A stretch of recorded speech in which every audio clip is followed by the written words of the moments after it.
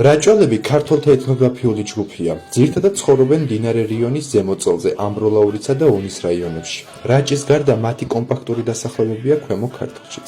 წარსულში ცნობილნი იყვნენ როგორც განთქმული მშენებლები და ხაბასნი. რაჭველებისთვის დამახასიათებელი იყო კულტურისა და ყოფის ლოკალური თავისებურებები. საუბრობენ ქართული ენის რაჭულ დიალექტზე. ანთროპოლოგიურად რაჭველები დასავლურ ქართულ ტიპს მიეკუთვნებიან, რომელთათვისაც დამახასიათებელია საშუალოზე მაღალი აღნაგობა, ღია ფერისპირის სახე, თმა და საშუალოზე ღია თვალისფერი. ვახუშტი ბაგრატიონი რაჭველებს ასე ახასიათებს: კაცნი ტანოვანი, მხნენი, ძლიერნი, მამაცი მებრძოლეები, ქალნი მშვენიერნი და მკაცრნი. მათ არ უყვართ ბევრი საუბარი, არიან მომხვეჭნი. იაკობ გოგებაშვილი წერს: რაჭველები ძლიერ მშრომელი ხალხია. აქ მარტო მამრობითი სქესი არ მუშაობს. ქალებიც მონაწილეობას იღებენ ყველა შრომაში.